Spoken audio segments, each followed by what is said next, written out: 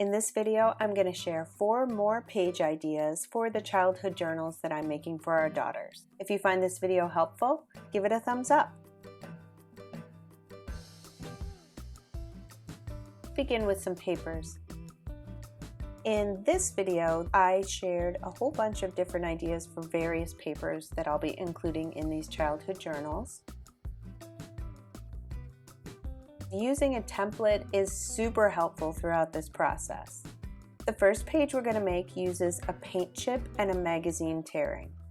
I begin by folding the magazine page in half.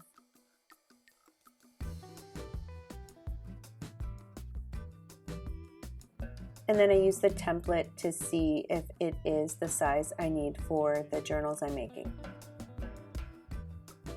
Make them the correct size. Got these 2 paint chips. Stitch down the side with the sewing machine. It'll create a nice tuck pocket and a tab on top.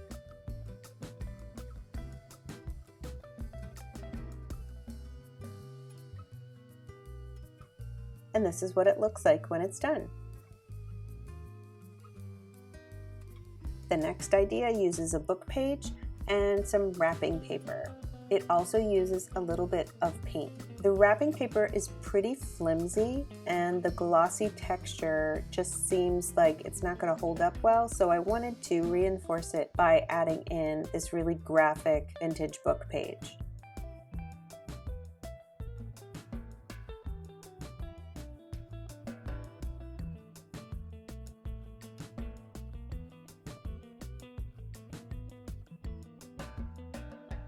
I just got out a little bit of this acrylic paint and I added a tiny bit of water just so it would move around on the page.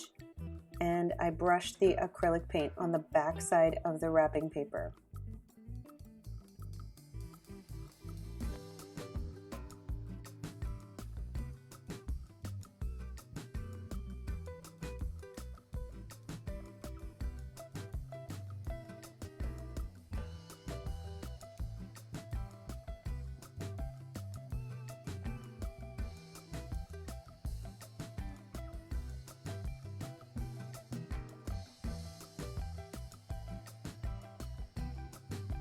I let them dry.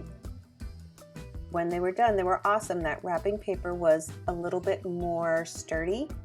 It curled a little bit, but that is easily remedied just by bending the paper.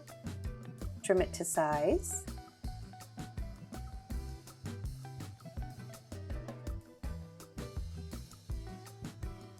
If you're interested, I have an entire playlist of ideas for junk journals and bookbinding. I use a paper punch to get out a little heart shape that's going to offer a nice peek into whatever ends up being behind it. And I'll save those. So cute. Reinforce the edge of this book page with some glue.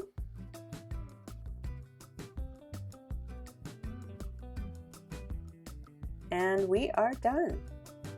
The next one uses some graphics from Technical Writing and a little watercolor card that I created. If you're interested in how I created these watercolor cards, you can click the link above. Again, I'm going to create a little tuck pocket by sewing these to the pages. When they're done, you've got that lovely texture from the stitches as well as a nice spot to tuck something when you're working in the book. The next idea uses a page from an art book and a crocheted doily. This page is actually quite small relative to the size of the journal that I'm going to be working in. I really wanted to have something that would extend the page a little bit and offer some texture, and that's where these doilies came in. After a little bit of fiddling, I decided to stitch them on top of the front. That would create a nice tab in the journals.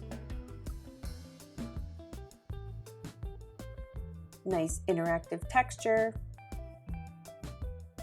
I love how they look peeking out.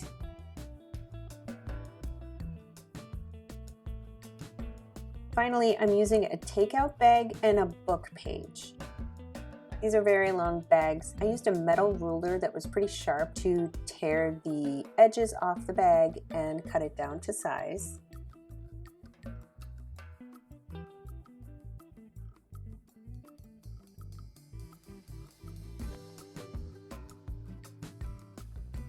And then I've got a page from a children's book. I'm just going to glue that down.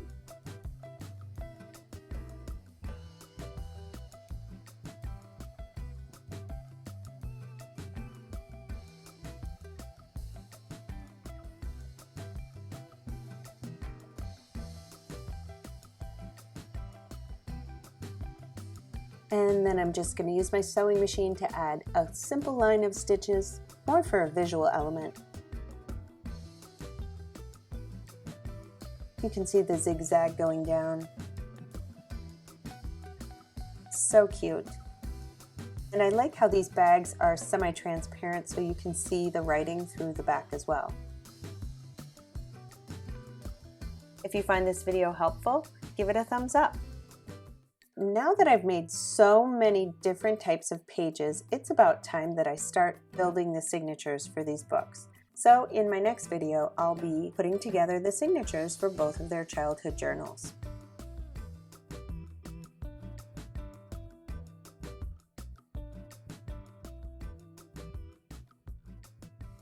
Thanks for watching.